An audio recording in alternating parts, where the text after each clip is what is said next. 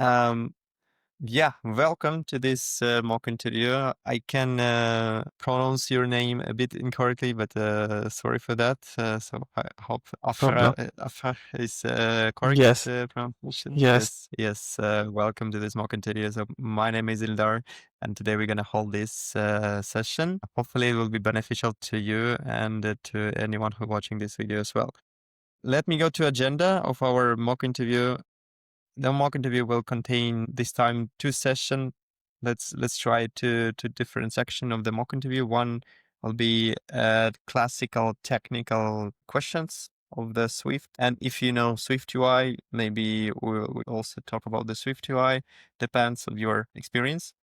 And the other part will be tasks or a small code that we can just discuss how things works there. What is the problem? What's your experience with that? Yep. And basic intro in the beginning. You, me, classical thing. sure. Okay. We Okay. can start from that. Yes, let me start. So my name is Ildar. I'm now relocated in the Sweden, working as a lead iOS engineer. That's pretty much it. So been doing this for quite some time. I think I held about 100 or 200 different interviews in this manner. Really, I think it's really helpful to everyone. Yes. Yes. What about you? So, talking about myself, you are quite familiar with my name, Afrah Tayyab, and you pronounce it very well. Starting from my education, I have done bachelor's in software engineering back in 2017, and after that, I have started working as an iOS developer, and I have, you can say that almost 6 years of experience in iOS development. Totally is in iOS, nothing else. And I have worked on multiple projects like e-commerce based applications, telehealth related, and social media based applications. Currently, I am working in a product based company, and that's it from my side. Okay, really well. Did you have any experience with SwiftUI? I have just started learning and working I have started making a sample project in SwiftUI for the learning purpose because I'm not that much experience in SwiftUI. Yeah, I'm just asking to, a little bit pick the questions if you have heavy experience with that or not, because at the moment I'm facing some people who has, biggest experience in the Swift UI rather than, experience with the UIKit. It's already happening. Yes, There are because developers who don't work with the UIKit that much anymore. exactly, because it's SwiftUI started back in I guess 21, 22, and the developers who started their career in 21 or 22 they started working on SwiftUI. Yes. So we started career in 2017 and 18. We have quite, you can say that, good experience in UIKit, and we are quite, you can say that, fast in development using UIKit, and that's why we basically are quite busy in our schedules that we don't focus on the learning. I think that is not the good thing for a senior developer. So that's, I can say, that is drawback for me. But I look into it after that much experience. I haven't worked on SwiftUI. So yes, I am learning, and hopefully I can in couple of months, 1 or 2 months, I am good experienced in SwiftUI. Yeah, we definitely need to find the room always for learning, right? So this is a good thing to remember. And the pet projects or some side projects is a good thing for Yeah. learning path. Absolutely. All right, let's then jump straight to business, straight to the technical tasks and then technical questions. And then let's just go through them. I'll stop us at some point to just give you a feedback on some of the section on the questions. Sure. Yeah, so that's how I'll go. Right. So let's start. Let's start from something basic. So for warming up, let's discuss what kind of. So we in the Swift we have reference type variables, right, and value type variables. Can you name maybe some reference type variables? What kind of we have? Sorry, your reference type variables. No, I mean reference types just in general. Okay, okay. So basically, it's you can say that not in Swift. It's basically you can say that OOC concept, and OOC concept reference types are basically classes that are refer as a reference type, and in the structures are basically you can say value types. And Yeah, so classes, structures, something else? Do you have something else like reference type? Something more, for example, yeah, maybe you would consider something else as well as a reference type. For instance, closures. Would you consider closures as a reference type? Closures are basically, no, I am not sure about it that they are reference type. Okay, right. So maybe okay, yeah. Let's just continue maybe from that. So when we're saying reference types and value types, we're basically meaning how they sort in the memory, right? And how we work with them. Do you know where these different types stored in the memory? So let's talk about reference type. As I have earlier said that classes are Yes. basically reference type. They are basically assigned to any variable or something from, you can say that variables. Let's take an example. And you can say that uh, they are, if I am and assigning any property or any something variable like that to some other class, so I am making basically reference to that, and I am not, as compared to structures, I am not copying that. So whenever I make a class or a variable in it, it's make a you can say that it allocates a memory or for that, and it's not make copy of that. It keeps all the, it copy all the data of in another in memory. Yeah. Okay. That's fair. So, for instance, we have in the suite also collections, right? Different types of collections. For example, Yes. array. We have dictionary, sets, and if we say that I have a constant, let's say, or a variable with array, something. Let's say it's some array of strings, and then I want to copy this array to another variable. How things will work in this scenario? Do you know? Is it like we're gonna have a copy in the memory of the same chunk, like same array will be copied in the memory, or will new array created in the memory? How it works? Let's take an example. If I have an array of, for example, the list of iOS developers in which my name is written and your name or something Mhm. XYZ. So you Yes. want that the same, I want to copy that same array in a new variable, right? Yes. So let's name Okay. it iOS array, and then we're creating a new variable called iOS array 2, and then just Yeah, equaling exactly. it, equal to. So yes, so I think it's basically, you can say that it's I am assigning that value, and that will be, I think, in memory it will be copy that thing, not a Mhm. created new one. Okay, but let's maybe a bit clarify now the copy meaning. So basically, when we copying that, is it works the same way as it works with the value types? You mean like when we copying, something, right? Yes, Is this the yes, thing? But that then this means that yes, we are not creating something new, but we still but like we're copying we that data. doubling it in a memory. That's what it Yes. right? Is it a Okay, I got you. Have you heard anything related to called it's called copy and write mechanism? Maybe have you heard something about it in the iOS development? Just wondering. Sorry, So I that can't could be. hear you. I have a little Yeah, bit sorry, maybe there's little bit some this. internet connection. Have you heard Yes, about the copy and write mechanism? copy and write. No, No. I don't Okay. Yeah. remember. We can discuss it later. That's fine. Let's go further maybe. So we discussed a bit about the collections, right? How they work and the variables reference types. So you mentioned the class and structures. So do you know the difference between structure and classes, except that they have different types of obviously. One the value type, the other one is reference type, right? Do you know any other Yes. differences between them? So any other differences is basically, you can say that classes in memory management, classes take as heap memory, and structures basically take as stack memory. And one of the major difference is classes has inheritance concept, while structure does not have inheritance. Right, right. Can we, for example, can we extend structures and classes? Extend structures. Can you please elaborate Yeah, that? so to write extension for the class or for the structure.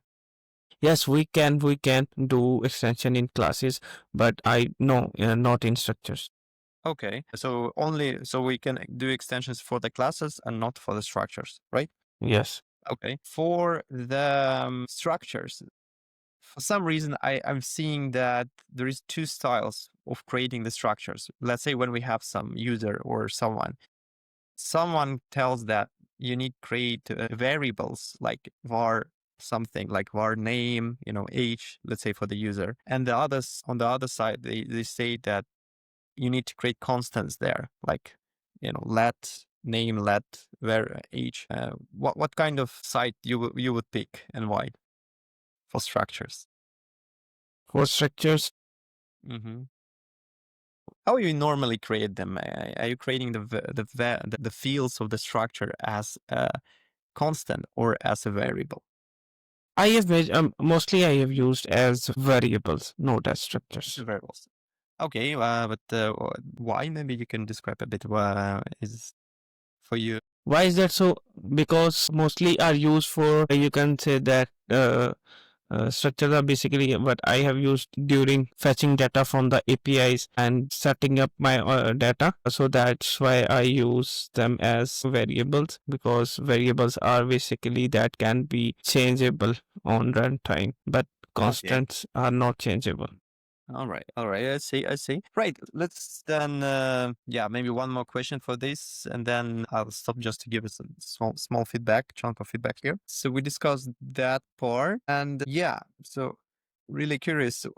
In the Swift, we have something called optionals, right? Yes, yes, yes. Why they exist? Why we need optionals? How do you feel? What do you Okay, think? so basically, Swift has introduced an optional chaining, a sort of concept in optional chaining and nil collision, all these concepts.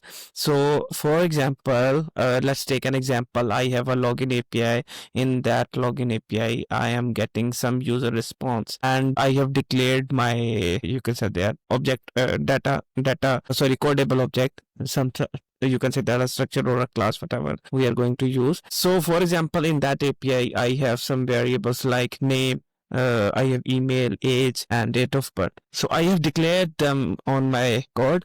But for example, when I will get a user object from the API, I have name, I am getting the name object, I'm getting email, I am getting it age, but I am not getting the date of birth from that API. So it might because I'm not getting from that API, and it might be occurs a crash. So that is why Swift has introduced optional concepts. So optional are basically like if I am not getting any data in it, that can be of a string or integer or whatever it is. So I can, by default, I can enter some dummy data or an any data like XYZ. So that will not crash my application. Oh yeah. Good answer. Good answer. And do you know what is the optionals itself? Like under the hood, how they looks like? What is the construction? Have you ever checked it? Yes, because well, it's not a magic thing, right? So it's but there is some construction that works in a way that it gives us a value, optional value. Yes, Have you ever have you ever checked what is in the how it looks, the optional itself? it's basically you can say that we can add a question mark at the end of that. For example, I have a variable like I have just. You are No, no, asking me no. about that. No, Okay. that's we like we work with them in this way, right? Putting the Yes. optional like question mark. But Yeah. Yeah. what it the optional itself, what it is. Like so we calling it like optionals, right? But Yeah. for like under the hood, how it works, what is the inside of it? I think it's you can say the type in Swift. Yeah. So Yeah, what kind of exactly. it? What kind of it? Have you ever It's checked it? this. I think it's nil or null. You can say that. Uh-huh. If I am Okay. not wrong. If I am not wrong. Okay, yes. Right. Let's maybe do some stop here for just sake of giving a feedback for questions. Otherwise, Sure. it's Sure. gonna be could be a lot of questions. So we forgot about that some of the things. So I will start maybe from the some topics. So first of all, I asked you about the reference types in the Swift. One of them was the question about the closures. You said it that you're not sure. Probably just to clarify here, the closures reference types, of course, in the Swift. That's the reason we can pass them through the different classes or use them as escaping parameters in the Yes. Okay, functions. that's good. So Yes. that's the thing. The other question was about the array and Yes. that we copying them or, creating array 1, then array 2, and then we just assigning array 1 to array 2. And the question, how it will behave, right? Will it copy? Will it do? And that's the case where actually we're not copying it. So that's mechanism called copy and write. It Okay. saves us a lot of memory. So basically it's available for collections. Okay. For string, for instance, it's also available because string in the Swift as a collection, right? And for array itself, it's since arrays implements the protocol collection, it's available for it. And the thing is that you will not do any copy in the memory unless you modify it. So when you have array 1 and array 2, and we assigning into Array array 2. 2 array 1, Yes. it has the same reference to array 1. But Yes. if something changed, if array 1 changed, or the second variable is changed for some reason, we added or removed something or shifted items in that, then system will create a new chunk in the memory. So basically, then you'll have copy of that in the memory that has some difference. And other way around, if something on the array 1 is changed, first variable, then of course again also. But that saves us a lot of memory basically, because you can That's imagine if great. you have thousands of items in the array and then you're doing some copying of that or sending it in some class or between the structures or between the classes, then you will copy it over and over and over again. That dramatically could affect our performance and memory. So so copy and write mechanism here for that. Okay. Then extension of, I asked you about the extension. Can we do extension for the structures and the classes? And you said for classes, yes, but for structures, no. And that's, well, for structures, we could also do extension, of course.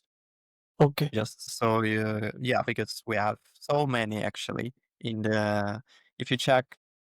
So first of all, it's array and, this kind of types, they are structures. And if you check any function in that, they have usually written in the extension of the array. And we can extend the array as well, the structure itself, I mean, and add our own custom functions for sake of any, if you need it, basically. Yes. The optionals thing, you give a very broad, good description of that, how we use them, really good. Absolutely. When I asked you about how it works, well, under the hood, what I meant is that the optional itself in the Swift, if you check it, if, for example, when you're printing it, the value, that optional in the console, in the terminal, you'll see that it's wrapped. So it's printed like optional and then value. Yeah, If you're exactly. just printing it. Got So your that's the point. thing. So that's optional is not just, some miracle thing. It's of course structure. But that Okay. it could be structure, but in reality it's enumeration. So it's enumeration Okay. that has two cases, basically sum and sum as value something and nil as when it's nothing. That's how it's implemented. Okay. And we know we could also think about it and can take something from that as well. We can do our own implementation of optional if needed and play around with that. But just, you can check it out of curiosity how it's Okay. Got implemented it. Now I specifically. got your point. Yeah. Right. So that's it for, let's just continue. So now let's try to discuss some questions related to UI part. So we did just, some beginning of the Swift a little bit.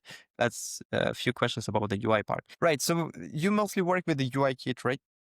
Yes. I'm just curious, when you're working with the UIKit, are you, for now, for example, are you working with doing the layouting using code only, or you using the auto layout mechanism or storyboards, Xibs? How are you approaching it now? So it depends on the design. if I have to, you can say that basically we mostly use storyboards and nibs, auto layouts, etc. what are required. So for coding perspective, or you can say by code, it depends on the requirements. If we have to update the design on runtime for some hide and show or something, that's kind of logics we have to implement. So we go for coding. Okay. So mostly storyboards and except Yes. you doing the so inside. Cool, cool. So we can maybe also talk about that. So for example, let's start from that actually. So we have a storyboards, right? And we have excepts. Um, the how would you split? And let's say you have a big project, right? So you have many screens. How would you split that project, or would you have one storyboard for entire project, or No, how no. you manage it? So basically, if I have a big project, so I divide it in the different modules. Let's take an example. I have an Amazon website. Oh, sorry, application. So first of all, I divide it in different modules like authentication module, tab bars. If it has tab bars, I will all the screens that are 4 to 5 that I will put in the tab bar storyboard, and for the card screens that will be in the new storyboard like that. So I will Okay. divide them. Yes. Yes. Yes. Nice. So So in the but do you know what? So when we're working with the storyboards, there is a rumor that it could be painful when you have many people in the team. yeah, exactly. Do you have you heard about it? What could be why it could be painful if you have, let's say, 10 or Painful 30 is, yes. developers? Yes. Yes, if they are working on the same project, let's take an example. I have worked on in the large number of teams. We are about 5 developers that are working on a single project. So the main issue we have faced it once. So after that, we take care of that it will not happen again. The issue was that me and some other developers started working on the same storyboard, and when when we merge our code, we got conflicts. So we have to work on it again. So after that, we try to keep our storyboards. If I am working on the auth, I will work on it. If any other developer will not work on this storyboard, if any project task comes to me or him, we will collaborate with each other or talk with each other that I have to work on it. I will commit the code. So I think that's why Swift UI is quite good, that multiple number of people can work on it on the same time. If any of the conflict occurs, that can be removed using a bytecode. We have that thing. So Okay. that is Yeah, the main issue. that's definitely because storyboards and exceeds they essentially just files, right? Yes, That has to have that auto generates the code that you're just changing there. yes. Then yeah, you could have a lot of problems if you're doing changes together on the same storyboard. That's true. That's true. Right. Let's now deep a bit deeper to the UIKit classes. Let's start from the UIViewController. So I guess you worked with that many times before, and I'm really Yes. curious. Let's say you have a task to run some animation. For example, when the your screen appeared, there should be a loader that loading, and users should see it. Where are you going to put this kind of code in the life cycle of the view controller? View will appear. View will appear. Okay, good. Then let's say you need to have some using the storyboards. I assuming you use the auto layout to the layouting objects, right? Yes. Can we change the position of the object from the code if we're using auto layout in the storyboard? Can you in the position of the object? Some of the object. Let's say you have some label Okay. where yeah, and then so you put it on top in the storyboard and put all the Yes. layouts. So now when the screen is just appearing or after it appeared, we for some reason we want to do animation that this label going down, for example. Is it possible to make? I haven't worked something like that. It can be done through coding, or we can add some animations in it. Yes, we can work Yeah. on it, but Uh-huh. I haven't worked like that. All right, all right. And then, for example, if you have some part of the, so we could have a scenario when we have some part of the UI in the storyboard, and then some part we expecting for the data and then showing it, right? That's classical scenario.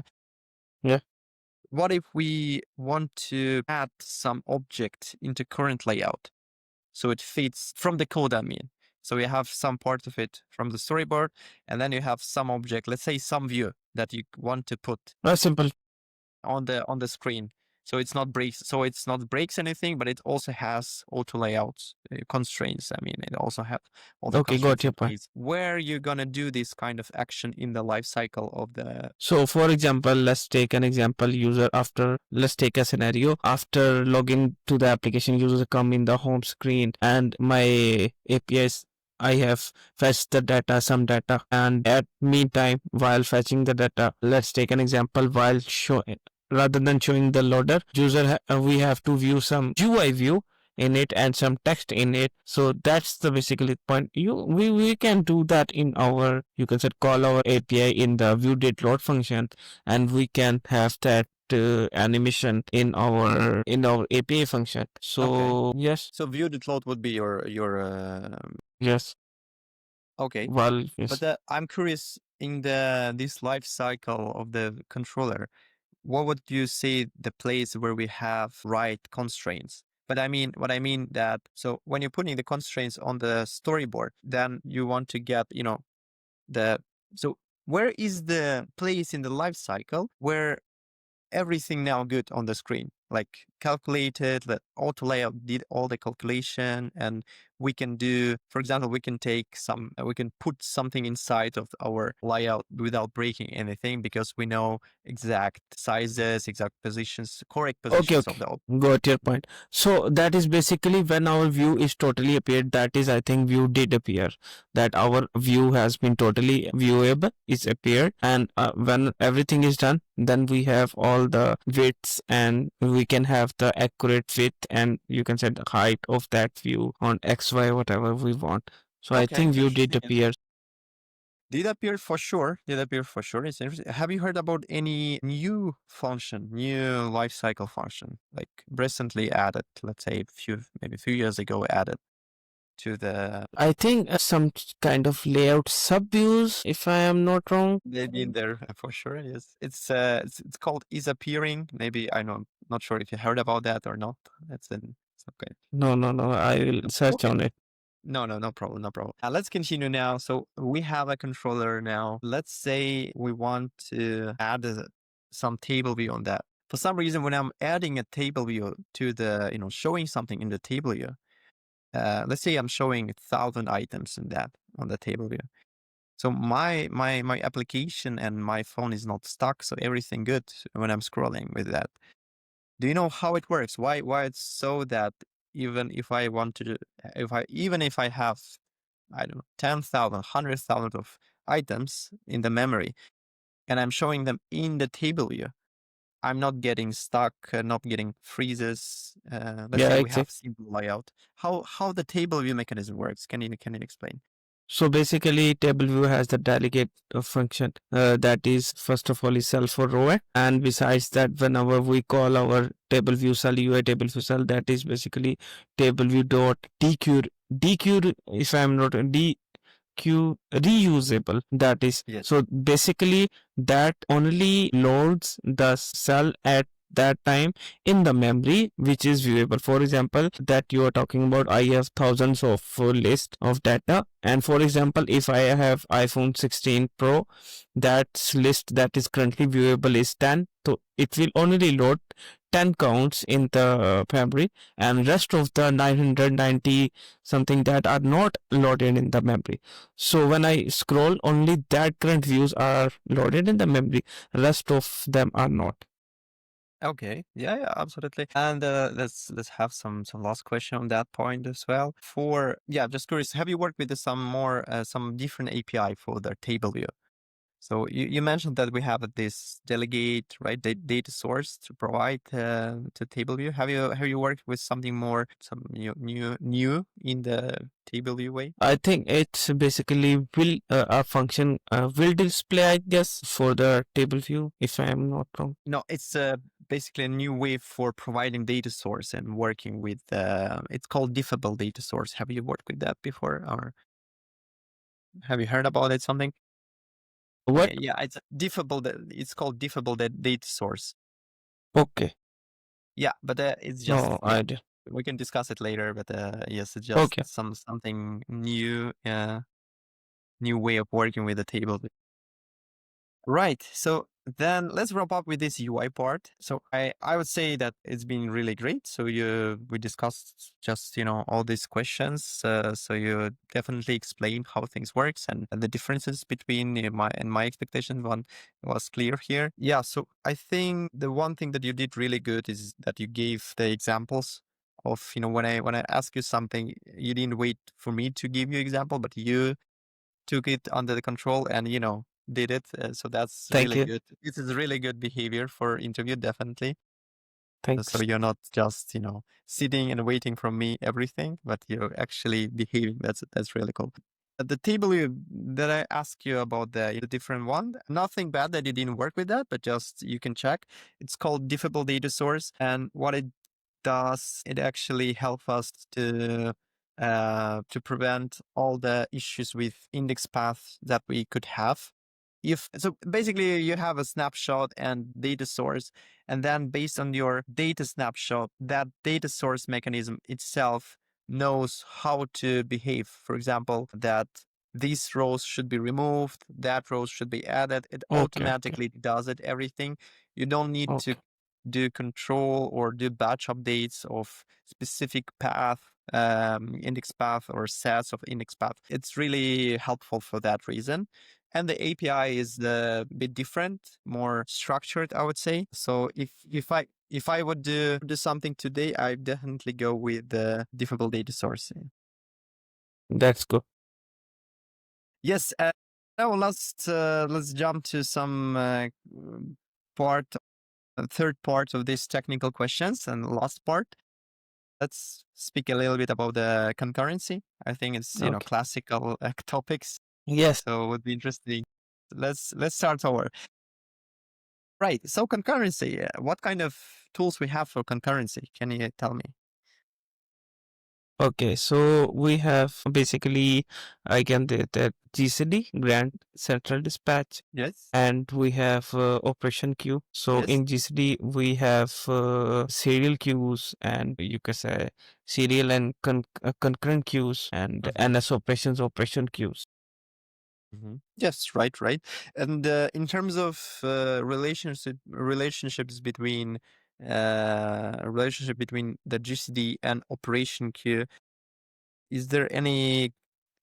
I mean, are they connected anyhow in general? Not that much, but we can also perform the tasks using GCD that are going to be used in operation queues. For example, the operation queues that are basically we have that authority, or we have, you can say, control over the queues, where we have, for example, let's take an example. I have 2 or 3 queues. If I want to perform any task in queue 1 and we want to stop it and then perform any task in queue 3 or Q2, then I can do that. So Okay. I think yes. So that is basically you can say an advantage of Operation Q. Yeah, right, right, right. And for our all, let's say, code that we're writing, the classes by default, where are they running? All the code that we have, on which queue it's I running? think if we just forgot about it, I think they are working on basically serial queues. I think Yes, serial queue. But is it the yes. main queue or a background queue? What kind of queue it is? All by basically UI stuff that is going to be occur, that is basically on main queues, and the rest of, yeah, they Yeah. basically work on main queue, Good, good. main thread. Right. And so we have GCD, right, and operational queue. That's right. Can you so you name one of the things you name that you can create uh, operations, right, and then somehow stop it if it's needed, like with the queues. I mean, you could have a different queues. Do you know any other benefits of having operational queue? What the API gives us, maybe? In operations queues, using GCD, we have some conditions, like sometimes if I want to perform a single, I want to fetch a result, and the two different functions are going to access that object, that will, you can say that, create race conditions. So preventing that, we have some other, and we have some semaphore concept. So to be safe from them, so we use operation queues. Okay, interesting. Have you worked with the modern concurrency, so-called Async and await. structured calls? Yes. Yes. I was just, yes, a couple of weeks back, I have started working in SwiftUI. So in Swift 6, they have introduced async await, these kind of things. So yes, while using APIs, I have worked on it. So I think Have you that's found it? quite simple and easy. Yes, right. Yeah, and then interesting. So for, let's say we have some, like today you need to implement some kind of networking, some requests. How would you do it? Using which kind of concurrency you would do it? I think I will go for async await concept using actors and main actors. So that quite easy for me and also good. Yeah. Okay, interesting. Yes. Right. So you mentioned actors. Do you know what is the actors actually? Actors are basically just like classes, and I just forgot about it. I was having a look into it a few days back. I forgot That's about fine. it. No, but yeah, these same but different, right? Different Yes, classes. Yeah, one interesting question about our classes. So we before earlier in on the interview we discussed the collections that we have in the Swift. So, and of course, we operating with them heavily on our apps. So, would you say that our collections are thread safe, or they are not thread safe for working in the threads for the concurrency? collections. Yes, array, dictionary, set, all these kind of collections. I think if we have strong any kind of references between them, so that may occur. You can say that retain cycle concept. Oh, retains. But that's Yes, for example, when you could have data source with the items, and then you have a network call that you're getting something from somewhere, and then you want to populate it to that data source, and then someone else reading from that data source, and then actually it could happen that you're populating or adding objects to that array from one thread, let's say from the background queue, and reading it from the main queue. And then this is the interesting question here. Is that collection array, for example, is it thread safe? Could we be safe for that? We operating in a different queues? no, I don't think so. Then in this scenario, that is not data safe. You mean it is thread safe or no? No, no, it No. will Okay. not, Yes. Do because you know any yes, way to guarantee thread safeness of the if you want for some property, some field to be thread? Yes.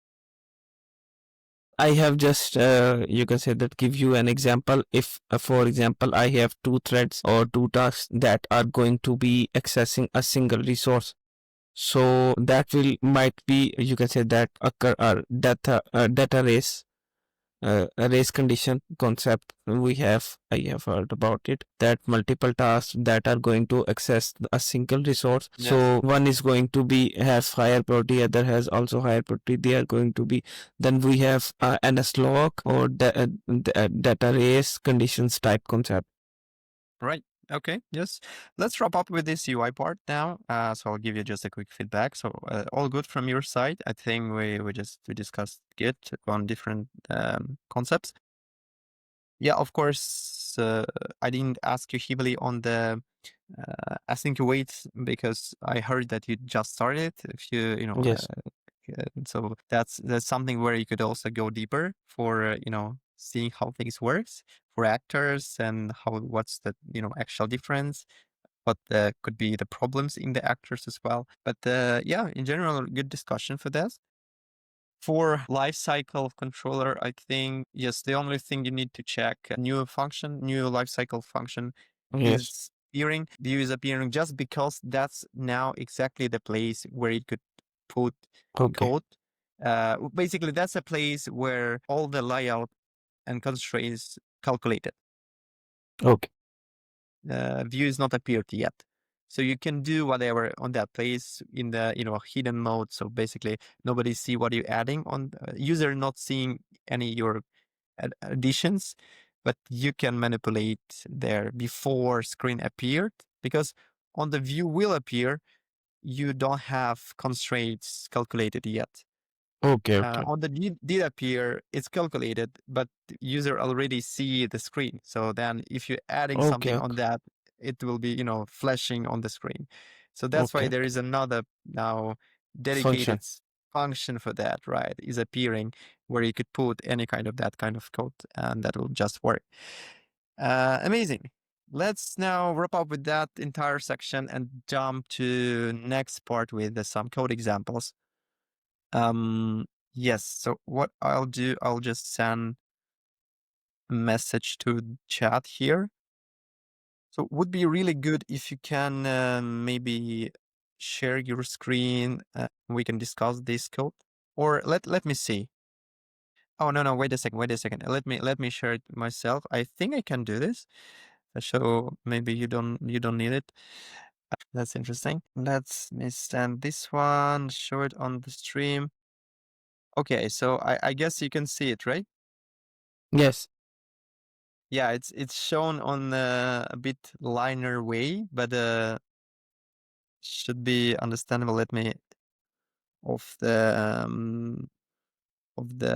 timer here. So basically, what we have, you can copy it to yourself.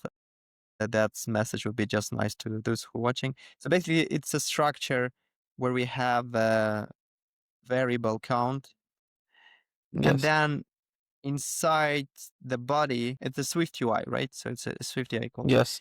Inside the body, we changing this count. Yes. So we rendering it here in the text, and on appear of the function, we changing the count +1. Yes. How do you think about this code? Do you see any problems with that? As per my knowledge, at the rate of state variable count is equal to 0. I haven't worked that much in SwiftUI yet, so Okay, I'm okay. not sure about it. Yes. All right. Yeah. I think it's fine Okay. on a peer count. Yeah, we can, but it could be then really useful for you as well, right? So Yes. the problem here that is very, very crucial for SwiftUI is the way SwiftUI renders your data. So you have a state variable, right? And Yes. how state behave is that the variable with the state is that whenever you change that variable, anything that use this variable will be re Will update it updated with it, itself. right? So Yes, exactly. re-render it. So, and Yes. that scenario, what happening is that when your view is appearing, then you increasing the count, but Yes. that count used inside the view that's showing it. So basically, you will have infinite loop of rendering of your view. So because your count changed, because of your count changed, the view need to be Okay. re-rendered from fresh, from start. Yes, yes, yes. After it re-rendered, it's again will call on appear. So it's again Okay. will Okay. add Okay. +1, Okay. and it's Okay. again will do the same. So you'll have infinity loop with that scenario. That's really, really So bad. whenever my count is increased on appear function is basically called and it will update the text and again and again. Okay, Yes, and got again it, and got again it. and again, because so that's of course a bad scenario. But then let's jump to something more, something more that you're probably aware. Let's think about that example, or I'm thinking how to show it on the screen, so it should be good. But that one. Now we're gonna see some example with the queues. You can okay. So what do you think about this? Q1 is added asynchronously and inside that we have a synchronous call and we are calling Q2. It's labeled as Q2. So if you describe it, how the code will behave here? I think first of all, simple is that Q1 is called and inside that is Q2. It is synchronously. So we don't have any kind of loop. It will print or call the sync Q2 and after that Q2 is called and it will print or call the Q1. But Yes. they both are accessing to the single No, we have Q1 that running a sync job, and then inside Q2, and then we have Q2 that running a sync job, Yes, and inside Q1. So yes. you see a different, right? So what will happen? Your clue. What's your best guess for that? I think they are accessing the same resources, or they will, yes, that both are accessing the same resources or overlapping some kind of it, if I'm not sure about it. All right, yeah. So let me just clarify here what's happening. So you somewhere nearby the right answer. So basically, what happens here? It's a deadlock scenario Yeah, because exactly. you have a Q1 that accessing the Q Q2. and the Q2 that accessing Q1, but the inside they running initially they running asynchronously, right? So what will happen compiler wise? You running the code on the Q1 async, Yes, then instantly compiler will jump to next line where Q2. it's a Q2 Exactly. async, and then we're returning back when the to the first inside the job of the Q1 where Yes, it will synchronously do something, but yes, because it do it the second inside the Q2 we can't start the job because it is now locked, so the queue is busy now. But inside the yes. second one, it's also running something else synchronously. So basically, it's a deadlock. That's another experience example of deadlock. And then last example, let me just drop it here as well. Then we can wrap up. So I think this should be fine. You can also not share it. It's fine. I'll yeah, I'll pin it in the comments as well. So what we have here, we have a class data fetcher. And basically, classic example that we have a function, fetch function. Then in the some global queue, an async way, we're doing something and then calling completion variable here. Sleep here is just for, saying that we're doing something for 2 seconds or 2 milliseconds. How do you feel about that code? Anything, any problems here? First of all, is this function is asynchronously, and I think it's okay. But the point is, we are not sure that our code is we have entered this function or we have make it firstly for 2 seconds. Uh-huh. Yeah, I can maybe give you a hint here. So something is not okay here with the completion. That combination with the closure that we have here. Something could be wrong. I am not getting the idea about it. Not sure. So what would happen if so what happening when we calling the completion closure inside another closure here inside the global queue? Okay, Do you think so? Basically, here's the problem with the references. Do you see the problem with the references? Here's some retain cycle happening. okay. Like, Can you tell me yes, why and what happening maybe with this retain cycle? Where is retain cycle? Maybe you can point it out. okay. So basically, can I describe it or you want to tell something about it? Just give me a second. Okay, okay. So basically what I have understood is that dispatch queue that we are using is in the main thread, and inside that we are also using the completion. So both of them has strong relations. I think so. And whenever we are using a dispatch queue, we have to use weak self Mm-hmm. to prevent the retain cycle in it. So I Right, hope so. right. I have. Yeah, yeah. I I mean, don't think that's so. I have explained properly. yeah. Definitely. Yes, absolutely. I wouldn't say maybe that you need to use weak self every time in the dispatch queue, especially Yes. if you're doing something on the main async, then most likely 99% scenarios you don't need to have it. But for this case, we're running code on the global queue on some kind of, Yes. not main, let's name it like that, not Yes. main thread. And indeed, when we have a closure as a as a variable in our class, and then we doing self, and we're calling it like self completion here, self closure, meaning that we have a reference. Our class has a reference to the completion block, and now the completion block is also have a reference to our class, and we could get a problem with this in the retain cycle. So it's yes, that's classic classic situation here. Okay. But Okay. that's pretty much it. I mean, we can wrap up. Thank you. I think for that section was good. We discussed with you the different code. So there is no right and wrong answer. It just depends on your experience. Understand. If you Yes. work with that API or not. So it's basically, you know, a little bit discussing this kind of code puzzles. So yeah, but thank you for running, for you know, being on this mock interview. What is your feeling? What is your feedback on this? You can say that I have quite experienced what things I have to improve, especially the concurrency part. I have to improve myself. And meanwhile, I am also working on SwiftUI, and I have shared with you earlier. Hopefully, in couple of months, 1 or 2 months, I am quite good in it, and it's a Amazing. very great initiative by you. So that's feel good that a person or a developer can have his weaknesses in front of him that nobody, I think so, that I can't understand or I can't feel or I can judge myself what are the things that I have to improve, and that will be good for my future. So that's it. And Absolutely. yes, I am also looking for the new opportunities. So now in couple of days, I will work on these things like concurrency and coding challenges. So that will be good for my interviews. So I think Absolutely. that's So great.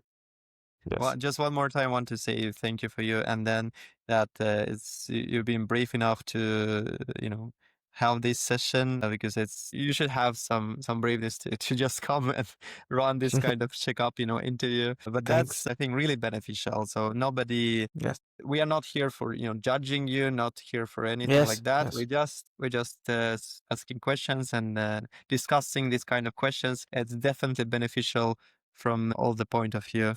So for you to try to, you know, find the answer, for me giving the right answer, sometimes just Thanks. discussing what could be different, you know, options for this example or that example. For yes, thank you very much. Bye Okay. bye. Thanks a lot. Bye. Have a good day.